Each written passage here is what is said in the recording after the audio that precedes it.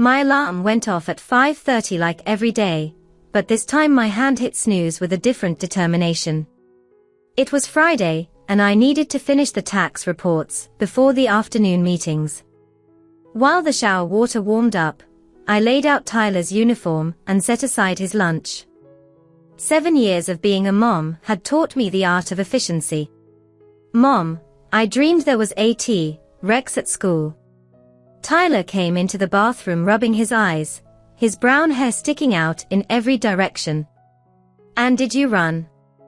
I asked while putting toothpaste on his toothbrush. No. I made friends with it. He grinned, showing off the new gap from a lost baby tooth. Subscribe to the channel and leave a like to get more stories like this. I whipped up some quick pancakes while replying to emails on my cell. Jessica Miller, always juggling everything, was what my boss used to say when he praised me at the accounting office. I dropped Tyler off at school at 7:30 and drove to work, checking my hair in the rearview mirror. At 35, the small wrinkles around my eyes told stories of sleepless nights and financial worries, but also of smiles and bedtime stories. My phone rang on speaker. Barbara Miller flashed on the screen. My mom rarely called, except to point out some flaw in how I raised Tyler, or to compare my life to that of Samantha, my perfect sister. Jessica, are you picking up your bridesmaid dress today? Samantha's worried you won't have time between your commitments. Her voice carried that familiar tone of disapproval. Good morning to you too, Mom. Yes, I'll pick it up after work. Great. And please, try to do something about your hair. Photos are important. The banquet hall was immaculately decorated for the engagement dinner. I lingered at the entrance for a few minutes, adjusting the blue dress I had gotten on sale and checking that Tyler looked presentable. My sister Samantha was circulating among the guests with her perfectly rehearsed smile, showing off a diamond ring that probably cost more than my car. Aunt Sam looks like a princess, Tyler whispered, looking in admiration. Yeah, she does, I agreed, feeling that familiar twinge in my chest. It wasn't envy, it was the weight of never being enough. It was then that I saw Matthew for the first time. Tall, in a sharp suit, talking with some older men, probably investors. There was something oddly familiar about him, especially in the way he tilted his head as he listened. Jessica, finally. Samantha came over, her kiss barely grazing my cheek. This is Matthew Wilson, my fiancé. Matt, this is my sister Jessica and my nephew. Tyler, right? Matthew extended his hand with a smile that felt genuine. It's a pleasure to meet you, Jessica and Tyler. When his eyes met mine, there was a moment of mutual recognition, a connection I couldn't explain. You two know each other? Samantha asked, her smile faltering slightly. I don't think so, I replied quickly, though a persistent feeling told me otherwise. Mom, can I show my new drawing to Uncle Matt? Tyler asked as we waited at the restaurant where Samantha had set up the meeting to discuss the flower arrangements. He's not your uncle yet, honey. And let's wait for Aunt Sam to get here, okay? Actually, I'd love to see your drawing, Tyler, Matthew said, appearing behind us. Samantha called. She's stuck in a meeting with the decorator, and asked us to start without her. For the next 2 hours, Matthew listened intently to every word Tyler said, asking questions about his favorite dinosaurs and his science class. At one point, he looked at me with an expression I couldn't quite decipher. His amazing, Jessica. You did an extraordinary job. I felt my cheeks warm. Thanks. It's not always easy. I can imagine. Doing everything on your own. Jessica always takes the harder path, Samantha interrupted as she finally arrived. Matt, dear, sorry for the delay. I see you've gotten to know my little sister and her little bundle. Matthew frowned. Tyler is a brilliant little guy. Of course he is, Samantha smiled, yet her eyes remained cold.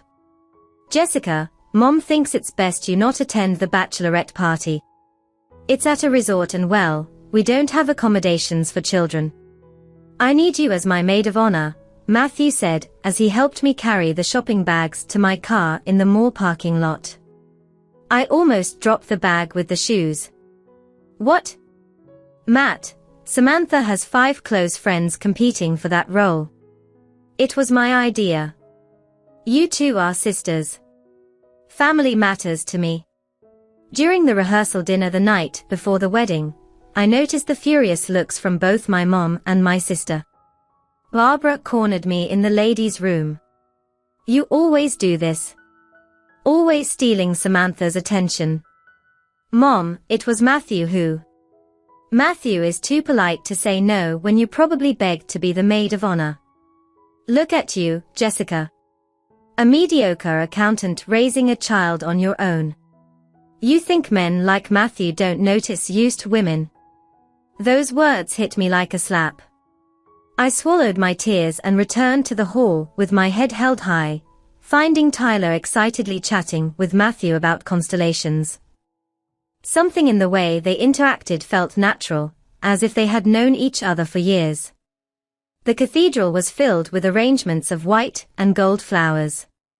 In the side hall where the bridesmaids were getting ready, I adjusted my emerald green dress, while Samantha showed off her designer bridal gown to the photographers. Jessica, your makeup is too plain, my mom critiqued. And is that boy behaving? I don't want him ruining the photos. Tyler came in at that moment, looking dapper in his little suit and carrying a small box. Aunt Sam, I made something special for you and Uncle Matt. Samantha shot me an irritated look before opening the box. Inside was a carefully drawn picture of 3 people holding hands under a rainbow. What is that? She asked disdainfully. It's me, you, and Uncle Matt. For good luck. Barbara picked up the drawing with her fingertips. Honey, this is inappropriate. Matthew is marrying Samantha, not you two. The ceremony began. I walked down the central aisle feeling the weight of every gaze. When it was time for speeches at the reception, Samantha grabbed the microphone. I want to thank everyone for coming.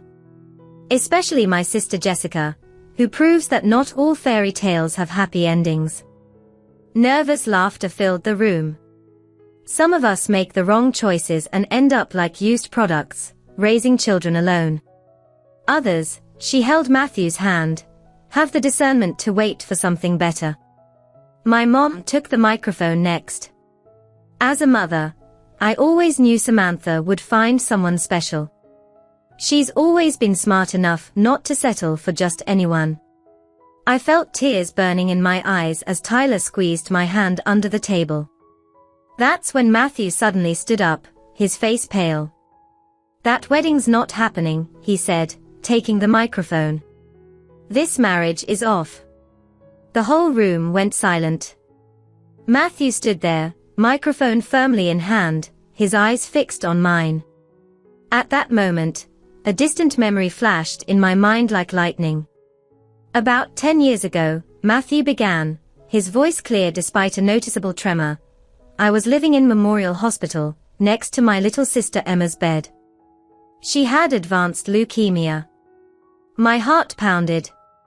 Emma Wilson. The 17-year-old girl with gentle eyes and a resilient smile, even when chemotherapy had taken all her hair. The pieces started to fall into place. Every day, a young volunteer would come to the oncology ward.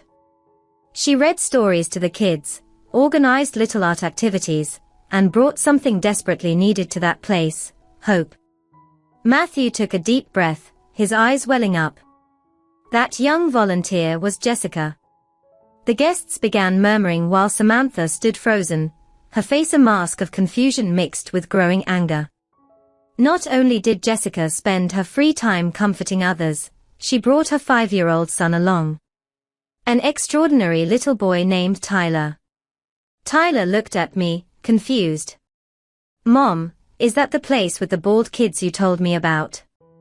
I nodded, unable to speak as silent tears streamed down my face. My sister Emma was dying, Matthew continued, his voice choked with emotion. The doctors told us to prepare. It was then that Tyler, this amazing little guy, began making drawings for her. Matthew walked over to our table and gently took down the small backpack that Tyler always carried. With silent permission, he opened it and pulled out a worn notebook. Tyler, you keep this for a special reason, don't you? Tyler nodded timidly. They are my magical drawings. For special people. Matthew flipped to a specific page and showed it to the guests. It was a simple child's drawing of a blonde girl surrounded by stars. Emma kept this drawing by her bed until her last day. When I go to the stars, she said, I want to remember how to find my way home. Tyler gave her a map of the sky. Samantha stepped forward, her face twisted with anger. What a touching story, Matt. But what does this have to do with our wedding? For 3 months, Jessica and Tyler brought light to my sister's darkest days. And to mine. Emma passed away peacefully, holding this drawing.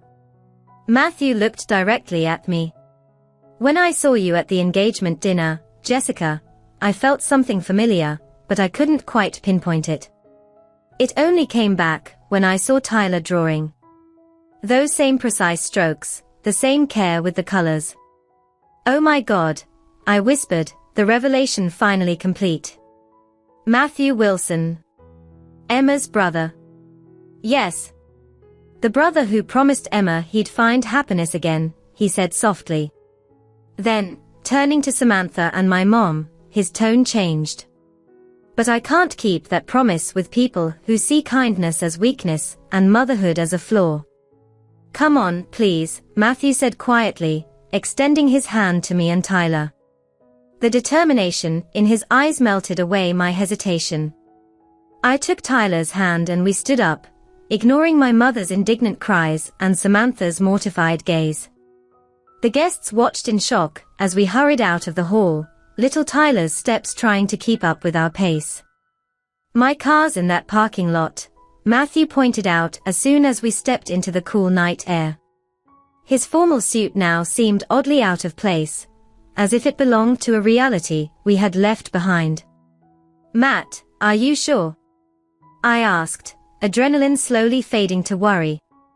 You just cancelled your own wedding. A wedding that was never meant to happen, he replied with quiet certainty. I was fooling myself, Jessica. Ever since I met Samantha, I tried to convince myself she had qualities I admired, but the truth is I never felt that genuine connection.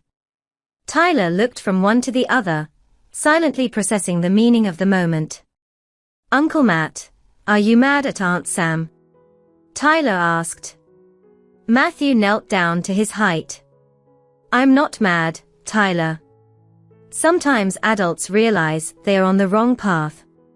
And when they do, they need the courage to change direction. Like when I took a wrong turn to school and you showed me how to get back. Tyler said, referring to a story we had shared during one of our wedding planning lunches. Exactly like that, Matthew grinned, tousling his hair. We got into Matthew's car, and he drove for about 20 minutes, until we reached a small lakeside restaurant, far enough away to give us some privacy. I know the owner, he explained as he parked.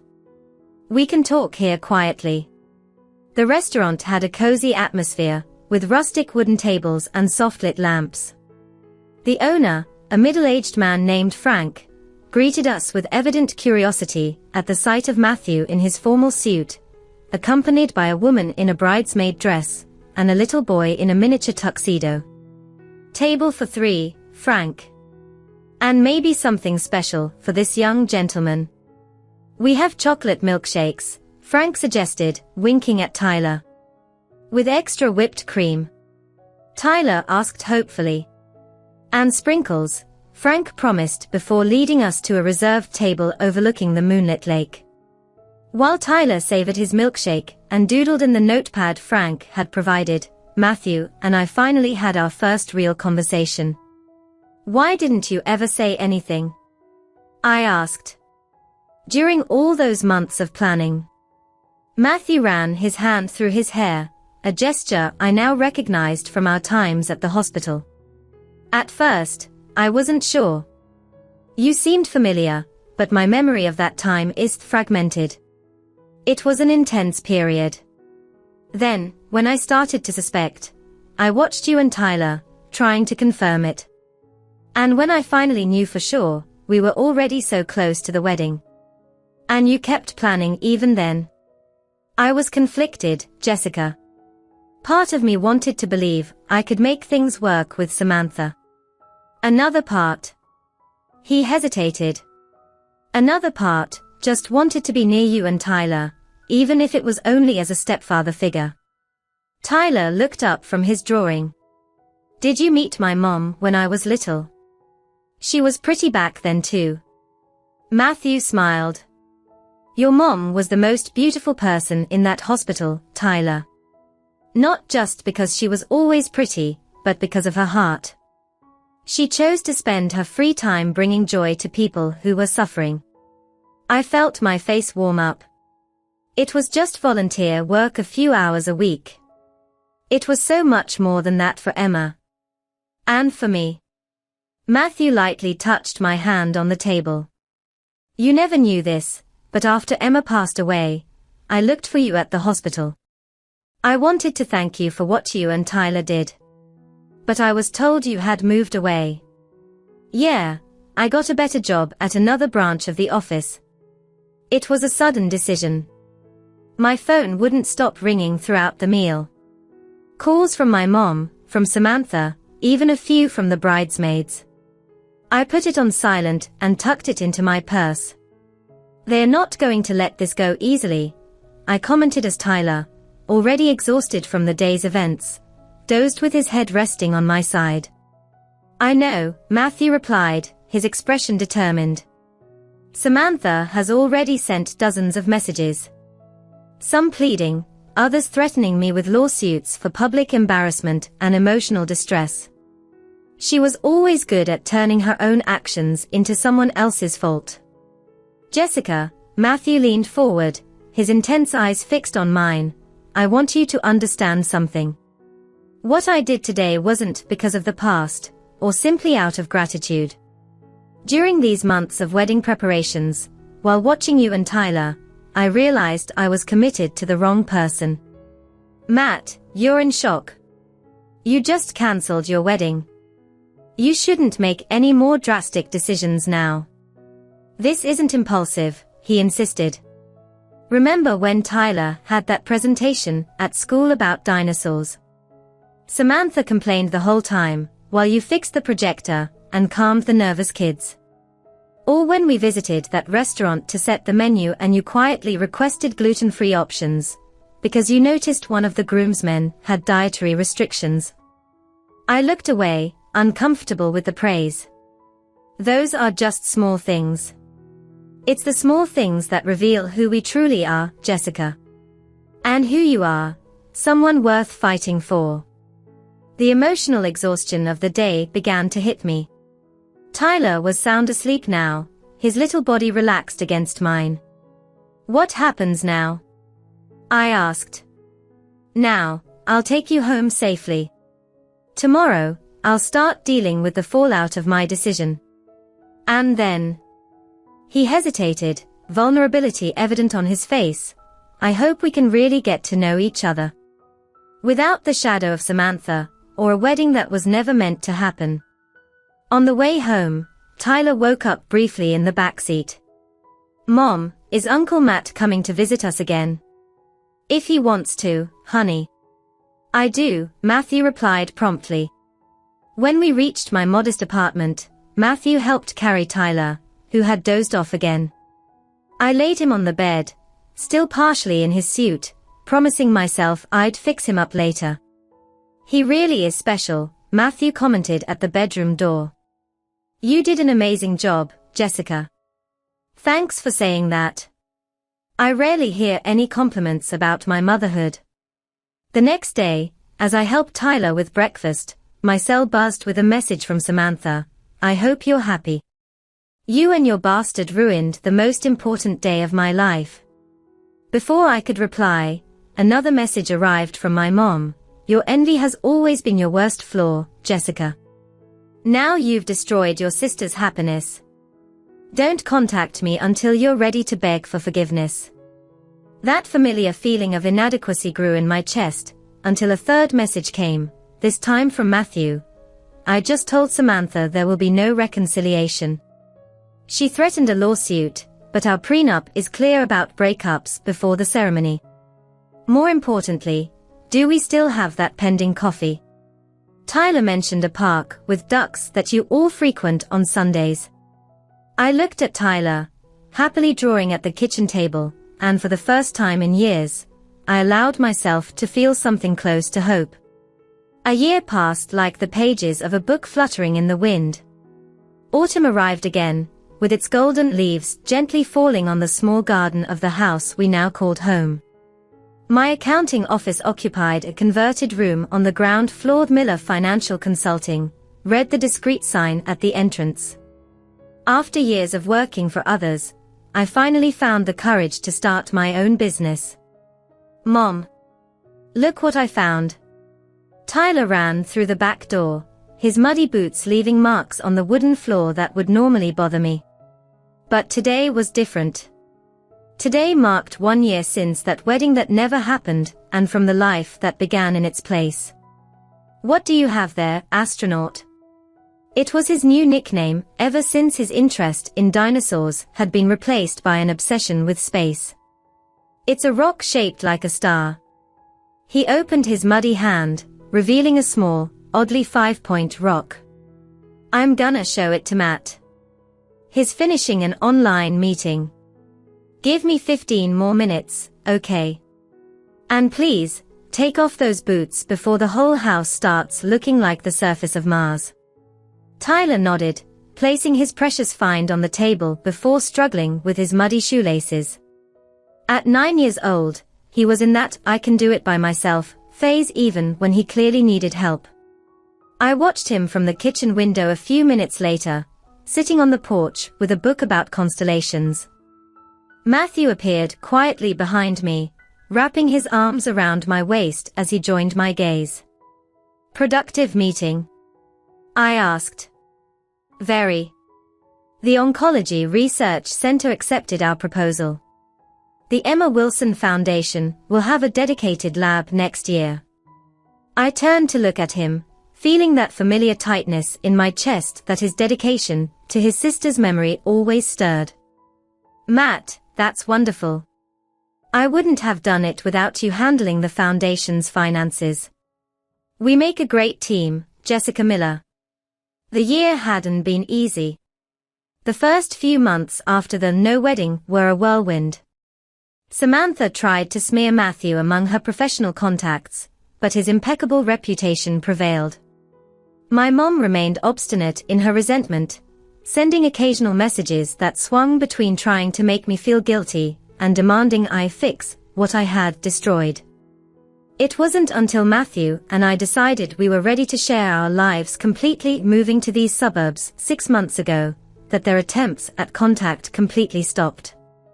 Their silence was, ironically, the best gift they could have given us.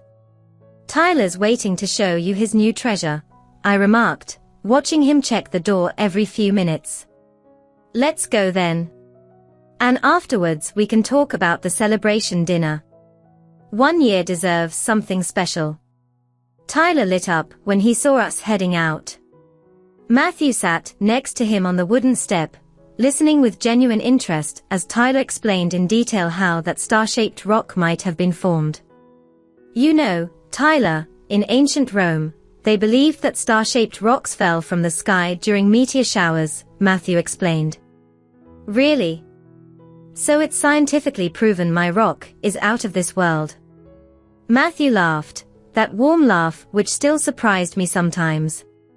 In the hospital days with Emma, his laughter was rare, almost painful. Now, it came frequently and spontaneously. Modern science might disagree, but never underestimate the power of a good story, he winked at me. At school, Tyler was thriving. His teacher, Ms. Reynolds, had called me in for a private chat a few weeks ago, concerned that I might misinterpret her comments. Tyler mentions Mr. Wilson a lot in his essays and drawings, she began carefully. I want you to know we support all kinds of family structures. The important thing is that Tyler is clearly flourishing in this environment. Matthew isn't officially his stepdad, I explained, but has been a constant and loving presence. Tyler never had a father figure before. Whatever you call it, it's working. She smiled, showing me a recent essay titled, My Star Family, where Tyler described how Matthew took him stargazing with a telescope and how they, together, sent messages to Aunt Emma in the sky. At night, while Matthew helped Tyler with his science project about the solar system, I received an unexpected email. The sender made me freeze. Samantha Miller. Are you okay? Matthew asked, noticing my expression. Samantha got in touch, I replied hesitantly. Want me to read it with you? I nodded, grateful for the offer. Together, we read the surprisingly brief message. Jessica, I'm moving to the West Coast next month. New job, new life.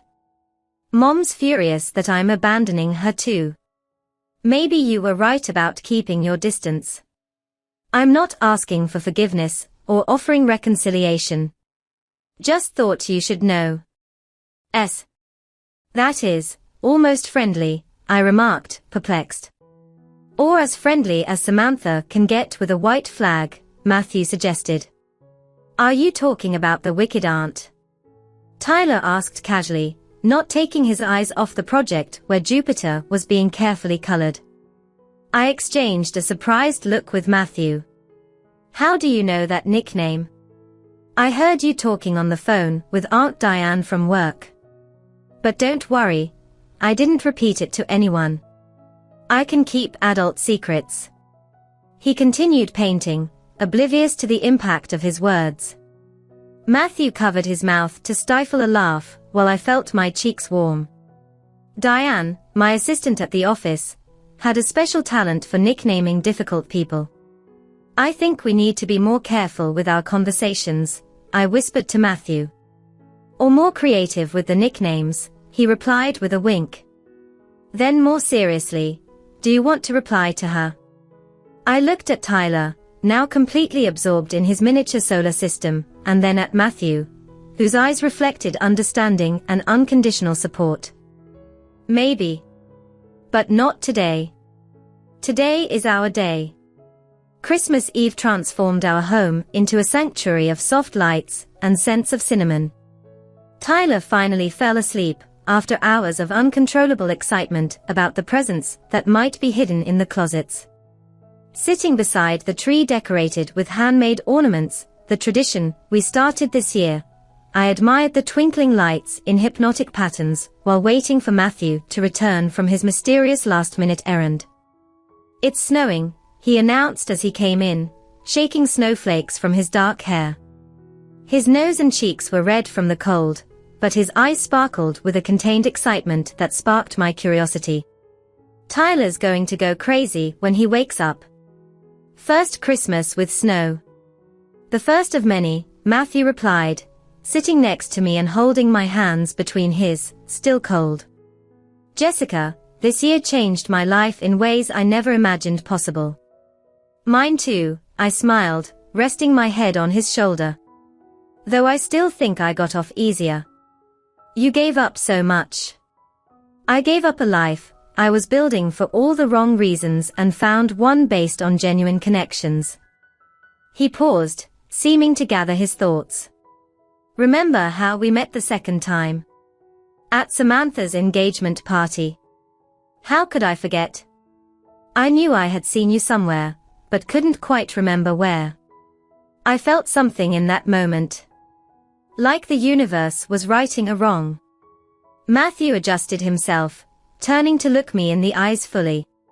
I spent 10 years trying to keep the promise I made to Emma before she passed that I'd find happiness again.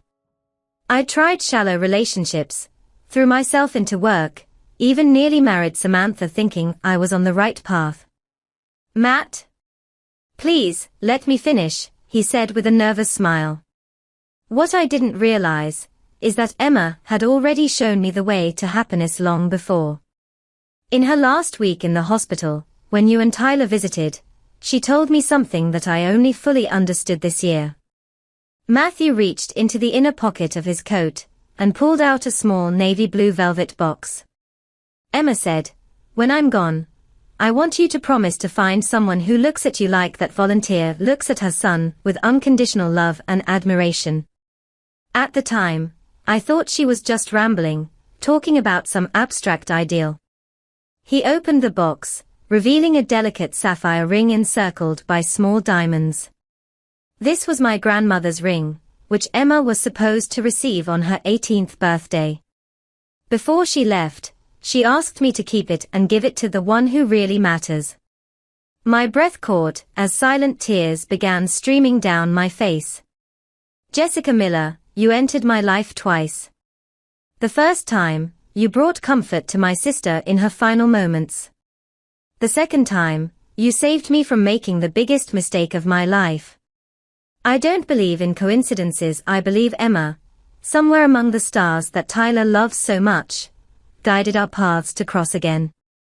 Matthew held the ring between his fingers, his voice choked with emotion. "Would you accept me as your husband, partner, and companion for the rest of our lives?" "Yes," I replied without hesitation, through the tears that now flowed freely. "Yes, 1,000 times." As Matthew slipped the ring onto my finger, a muffled laugh came from the hallway. Tyler was peeking out, his crumpled rocket pajamas and tousled hair forming a chaotic halo against the light of the hall. "I knew it," he exclaimed, running over to join us. "I knew you were going to propose on Christmas. I saw you hiding the little box." Matthew laughed, pulling him into a group hug. "And you kept the secret brilliantly, astronaut. Does that mean now you're really going to be my dad?" Tyler asked, his eyes shining with hope. "If it's all right with you," Matthew replied, his voice full of emotion. "It's more than all right. It's the best Christmas present ever." As we held each other on that perfect night, I realized that the family we built not by blood or obligation, but by choice and love, was a miracle none of us ever expected to find. Thousands of miles away, as we would later learn, my mom Barbara was spending Christmas alone for the first time in decades. Samantha had left for San Francisco, determined to reinvent herself away from the shadows of the past. Maybe someday, when the wounds weren't so fresh and the pride not so inflamed, we'd find a way to reconcile. But for now, we accepted the distance as a necessary part of our healing. The next morning, as I watched Tyler and Matthew building a snowman in the garden covered by the soft blanket of the season's first snowfall, I reflected on how one single moment can change the course of entire lives. If Matthew hadn't remembered us on that fateful day, if he hadn't found the courage to call off his own wedding, our stories would have taken radically different paths. Instead, here we were, a curious boy, a compassionate man, and a woman who had finally understood her own worth, forming a family constellation that, though unconventional, shone with genuine brilliance. "Mom!" Tyler called, waving energetically. "Come see. We made an astronomer snowman. It even has a telescope and everything." I grabbed my scarf and gloves, feeling the comforting weight of the ring on my finger as I prepared to head out. The future stretched before us like an unexplored territory full of possibilities. And for the first time in my adult life, I wasn't afraid of the unknown. Because now I knew the truth that my mom and sister never understood. Families aren't defined by social expectations or picture-perfect appearances. They are forged in little moments of kindness, in bold choices, and in the willingness to see each other's true value, even when the rest of the world can't. Subscribe to the channel and leave a like to get more stories like this. I'm coming, I replied, giving one last look at the photo of Emma that Matthew had discreetly placed among our Christmas decorations, the smiling young woman holding a colorful drawing of stars, made by a boy she barely knew, but whose impact on her life had set off ripples that would